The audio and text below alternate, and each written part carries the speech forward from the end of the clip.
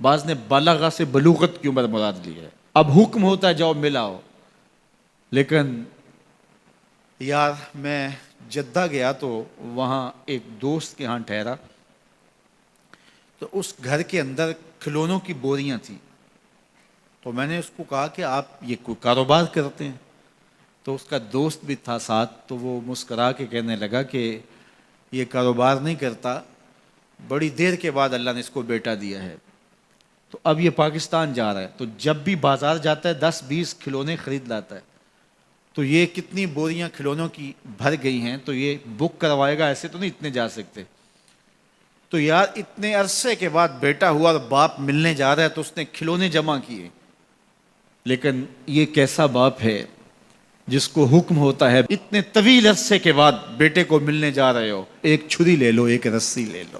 یار ان کے نام باقی ہیں تو یوں ہی باقی نہیں ہیں، امتحان کتنے بڑے تھے، کہا جاؤ لیکن ہاتھ میں رسی لے جاؤ، ہاتھ میں چھری لے جاؤ۔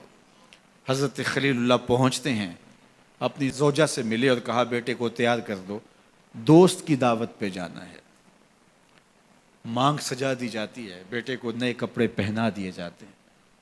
اللہ اکبر، بیٹے کو لے کر نکلے۔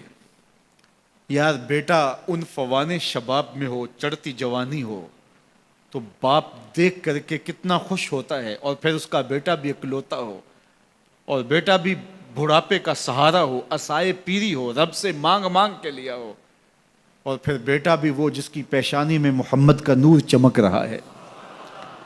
ایسا بیٹا تو چہرے کی بلائیں لینے کو جی چاہتا ہے، لیکن حضرت خلیل اللہ اللہ کے حکم پہ اس بیٹے کو ذبح کرنے کے لیے ہاتھ میں چھری اور رسی دبائے منا کی وادی کی طرف بڑھ رہے ہیں۔ شیطان نے سمجھا کہ اس سے نازک مرحلہ اس خاندان پہ نہیں آ سکتا، حضرت حاجرہ کے پاس پہنچا۔ پتہ ہے شہزادے کدھر گئے ہیں؟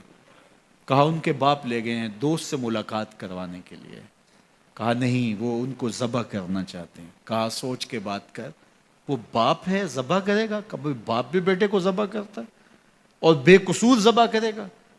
میں جانتی ہوں کتنی آہ سحرگاہی کا نتیجہ ہے وہ بیٹا، اللہ سے کتنی رو رو کے دعائیں مانگی اور وہ فرزند ملا۔ کہا وہ اللہ کا حکم سمجھتے ہیں۔ تو حضرت حاجرہ نے کہا ظالم تو کہیں شیطان تو نہیں؟ اگر رب کا حکم ہے، میری گود میں ایک اسماعیل ہے، کاش 1000 اسماعیل ہوتا، راہ خدا میں قربان کر دیتی۔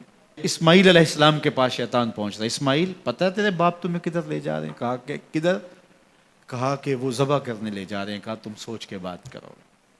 ان کی آنکھوں کی چمک نہیں دیکھی؟ میری طرف دیکھتے ہیں تو لگتا ہے کہ ان کی آنکھوں سے شہد ٹپکتا ہے، اور وہ مجھے ذبح کر دیں گے؟ کہا اللہ کا حکم سمجھتے ہیں۔ کہا اچھا؟ کہا ہاں۔ کہا اسماعیل کے وجود میں ایک جان ہے، کاش میرے ایک ایک بال میں جان ہوتی اور راہ خدا میں قربان کر دیتا۔ ابراہیم علیہ السلام کے پاس شیطان پہنچ کے بولتا ہے ابراہیم اللہ کو راضی کرنے کے اور تھوڑے طریقے ہیں، ضرور بیٹے کو ذبح کرنا ہے؟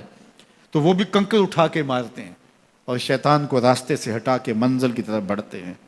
قرآن نے وہ سارا منظر بیان کیا ہے۔ فلما بلغ معہ السعی، باپ بیٹے کے پاس آیا اور کہا بیٹا میں نے خواب دیکھا ہے کہ میں تجھے ذبح کر رہا ہوں، فانظر ماذا تری، بتا تیری رائے کیا ہے۔ بیٹے پر سکتہ طاری ہو جاتا، آنکھیں پھٹی کی پھٹی رہ جاتی، باپ کیا بول رہا ہے؟ لیکن یہ فیضان نظر تھا یا کہ مکتب کی کرامت تھی؟ سکھائے کس نے اسماعیل کو آداب فرزند؟ اللہ اکبر، فرزند ہو تو اسماعیل ذبیح اللہ جیسا۔ فانظر ماذا تری، بتا تیری رائے کیا ہے۔ بیٹا خاموشی اختیار کر لیتا، السکوت من الرضا، تو سکوت بھی رضا سے ہے، اس کی خاموشی بھی رضا مانی جاتی، اور جب اس طرح کی سراسیمگی کی کیفیت ہو تو خاموشی ہی رضا ہوتی ہے۔ بیٹا کہتا ٹھیک ہے آپ ذبح کر لیجئے، یہ بھی امتثال امر ہوتا، لیکن بیٹے نے 2 قدم بڑھ کے بات کی۔ بیٹے نے کہا یا ابا تفعل ما تؤمر ستجدنی انشاء اللہ من الصابرین۔ ابا جان ذبح کیا ہے، جو کرنا ہے کیجئے۔ یہ نہیں کہا یا ابا تذبح، ہاں ابا جی ذبح کر لیجئے، ذبح کا جواب ذبح سے نہیں دیا، بلکہ کہا یا ابا تفعل، اے ابا جان کیجئے، ما تؤمر، جو بھی حکم ہو، ذبح کیا جو بھی کرنا ہے کیجئے۔ رہی بات میری، یہ کام آسان تو نہیں، لیکن میرے اللہ نے چاہا تو صبر کر کے دکھاؤں گا۔ منا کی وادی ہے، باپ اور بیٹے دونوں نے طے کر لیا، باپ ذبح کرنے پہ راضی ہے، بیٹا ذبح ہونے پہ راضی ہے۔ یار اسلام من مانی کا نام نہیں ہے، اپنے خواہشات کو پورا کرنے کا نام اسلام نہیں ہے، اپنے آپ کو مالک کے سپرد کر دینے کا نام ایمان ہے، اس کا نام اسلام ہے۔ یہاں دیکھیے فلما اسلما، جب دونوں نے طے کر لیا، دونوں راضی ہو گئے، باپ ذبح کرنے پہ راضی ہو گیا، بیٹا ذبح ہونے پہ راضی ہو گیا۔ وَتَلَّهُ لِلْجَبِينِ، اور باپ نے بیٹے کو پیشانی کے بل لٹایا۔ قرآن نے وہ سارا منظر بیان کیا ہے، اس پر مفسرین کے دو قول ہیں۔ ایک یہ کہ الٹا لٹایا تاکہ کفا سے ذبح کروں، گردن کے پچھلے حصے پر چھری رکھ کے ذبح کروں گا، منمونا چہرہ میری آنکھوں کے سامنے نہ ہو اور میرے دل کے اندر کوئی جذبہ رحم نہ جاگے جس سے اللہ کے حکم کی تعمیل میں دیر ہو جائے۔ اور دوسرا معنی یہ کیا کہ آپ جانور قربانی کے لیے ذبح کرتے ہیں تو اس کی گردن کو بل دے کے اس کی پیشانی کو زمین پہ لگا دیتے ہیں تاکہ یہ رگیں تن جائیں اور ذبح کرنے میں آسانی ہو۔ حضرت اسماعیل کی معصوم گردن کو بل دے کر کے ان کی پیشانی پتھر کے ساتھ جوڑی گئی۔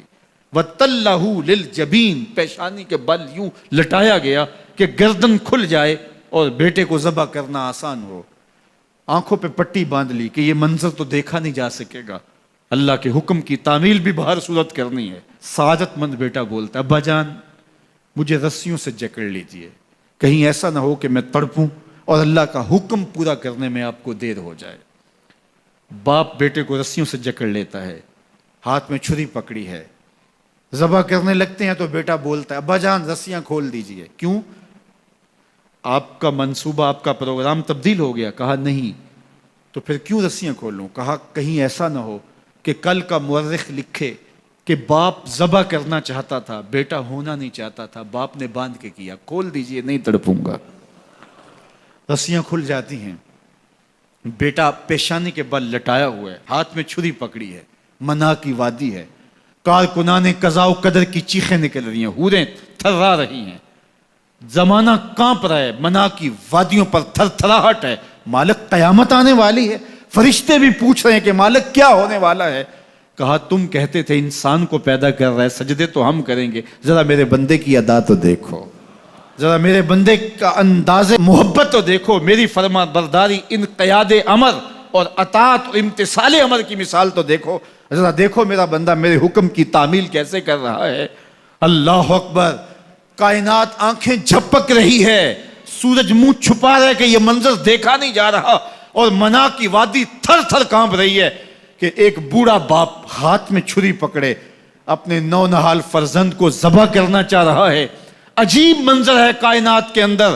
حضرت ابراہیم آگے بڑھے، بیٹے کی گردن پہ چھری رکھی اور پوری قوت کے ساتھ چھری کو جنبش دی۔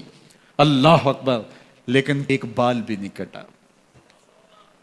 پاس پڑے پتھر پر چھری کو مارا، لما تقطع یا سکین، چھری کاٹتی کیوں نہیں؟ چھری نے آواز دیا الخلیل یامرنی والجلیل ینہانی، خلیل مجھے کاٹنے کا کہتا ہے، رب جلیل کہتا ہے خبردار ایک بال بھی کاٹا تو۔